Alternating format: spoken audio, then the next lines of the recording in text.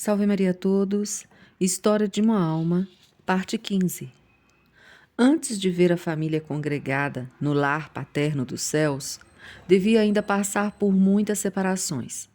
No ano de minha admissão como filha da Santíssima Virgem, ela arrebatou-me, minha querida Maria, único esteio de minha alma.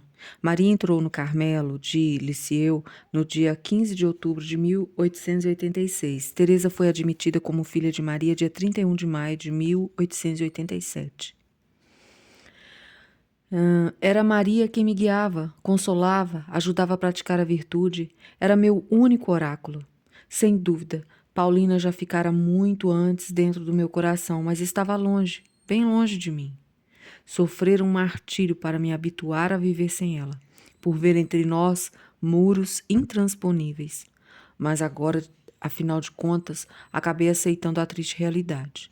Paulina estava perdida para mim, quase mesmo como se estivesse morrido. Sempre me queria bem, rezava por mim, mas aos meus olhos minha querida Paulina se tornara uma santa, que já não poderia compreender as coisas da terra e as misérias de sua pobre Teresa, se as conhecesse. Ter-lhe-iam espantado e impedido de amar-me tanto. Por outro lado, ainda se quisera confidenciar-lhe meus pensamentos como o fazia em casa, não teria possibilidade porque os atendimentos no locutório eram somente para Maria. Celine e eu tínhamos permissão de chegar lá só no final, justamente o tempo necessário para nos deixar com o coração apertado. Assim, não tinha na realidade senão Maria, que me era, por assim dizer, indispensável. Só ela contava meus escrúpulos e era tão obediente que meu confessor nunca chegou a saber de minha desagradável doença. A ele dizia exatamente o número de pecados que Maria me autorizava a confessar, nem um a mais.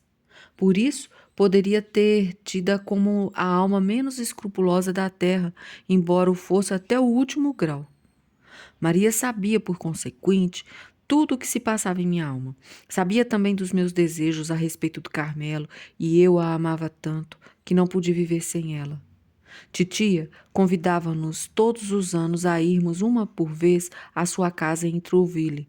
Gostava muito de ir lá, mas em companhia de Maria. Não a tendo comigo, ficava muito aborrecida. Uma vez, entretanto, senti-me satisfeita em Trouville.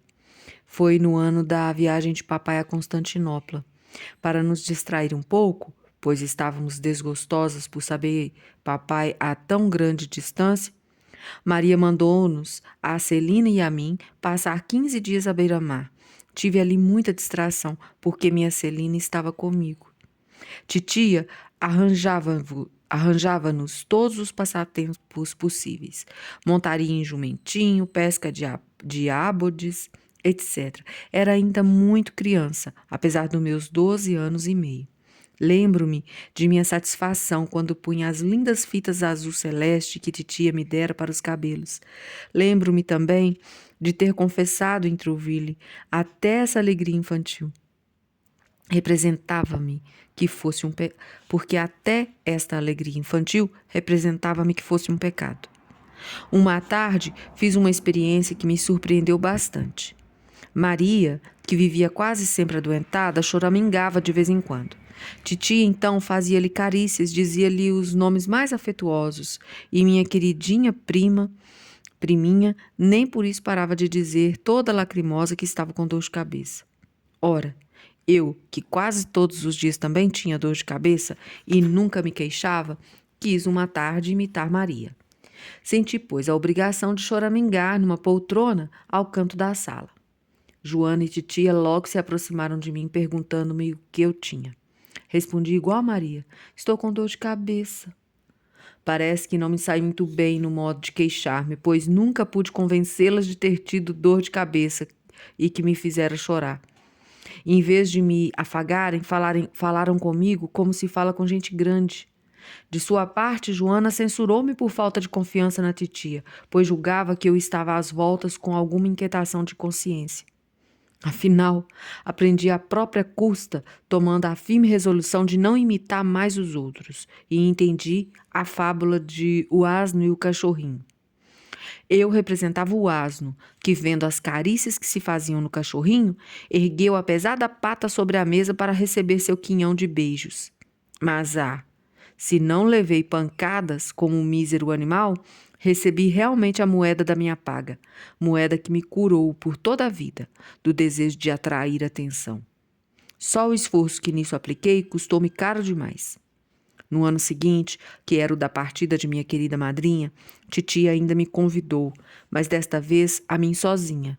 Mas tão desambientada fiquei que ao cabo de 2 ou 3 dias adoeci e foi preciso que me fizessem voltar para Lisieux. Minha doença, que temiam como grave, não passava de uma nostalgia de casa. Mal pus os pés ali, voltou a saúde. E a essa criança ia o bom Deus arrebatar-lhe o único apoio que aprendia à vida.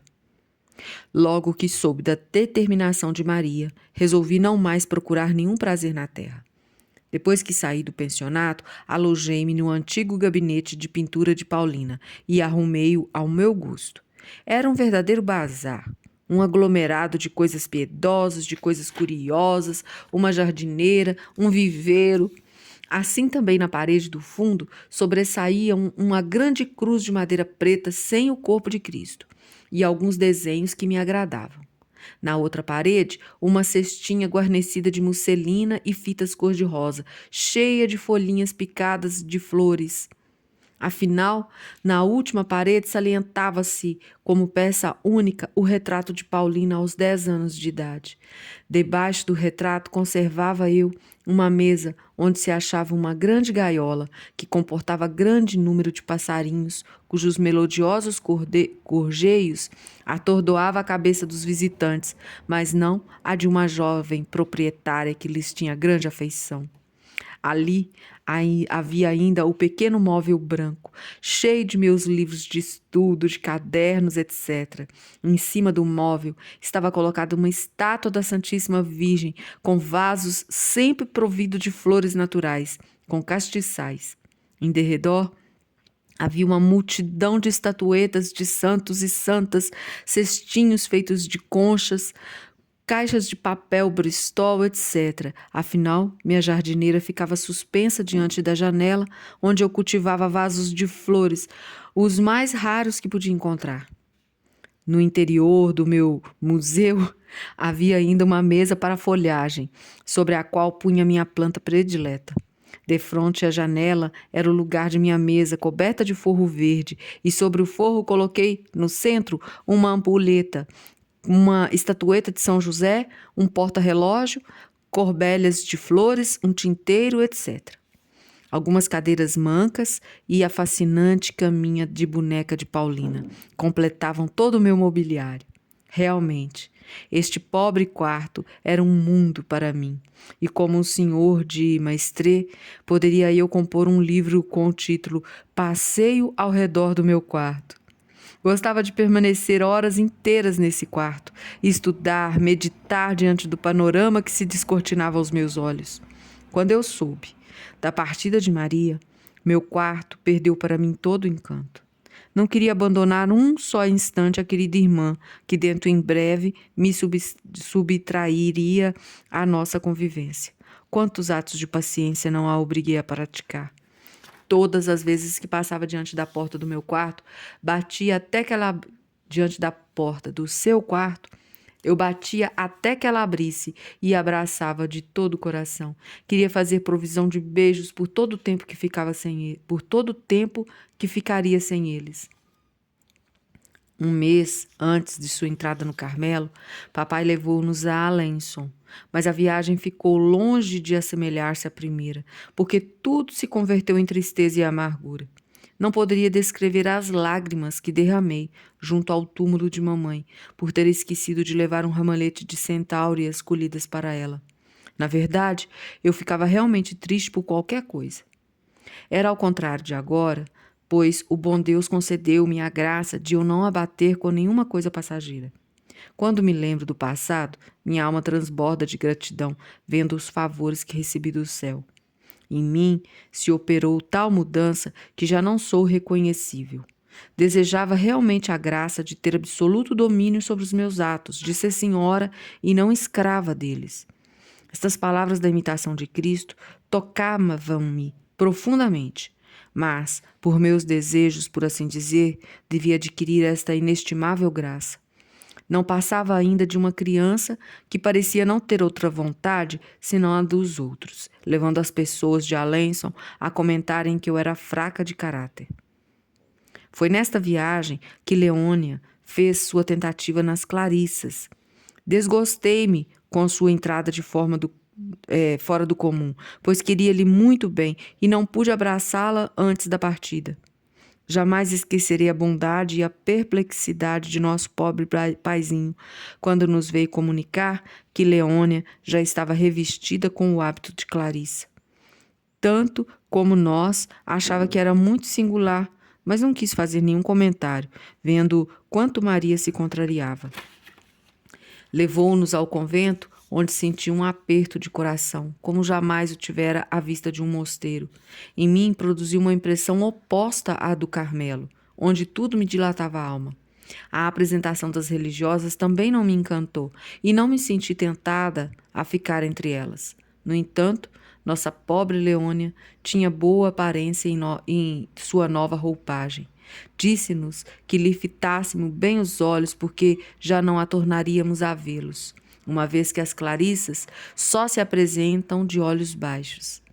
Mas o bom Deus contentou-se com 2 meses de sacrifícios e Leônia tornou a mostrar-nos seus olhos azuis, muitas vezes rasos de lágrimas.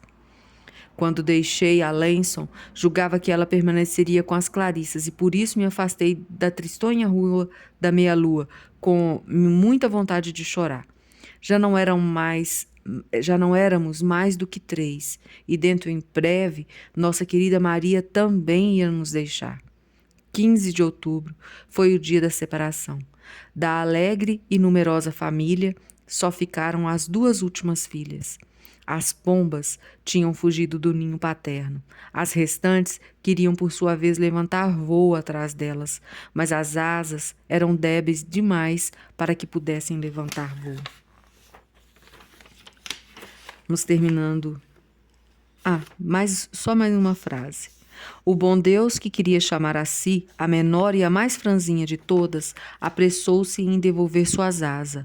Ele, que se compraz em mostrar sua bondade e seu poder lançando a mão dos instrumentos menos dignos, houve por bem chamar-me a mim antes de Celina, indubitavelmente muito mais merecedora desse favor.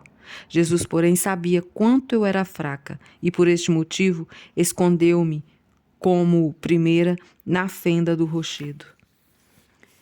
Levou ela primeira ao invés da irmã Celina. Celina ficou cuidando do pai até a morte do pai, para depois, sim, ir para o convento também. Agora vamos à frase do dia.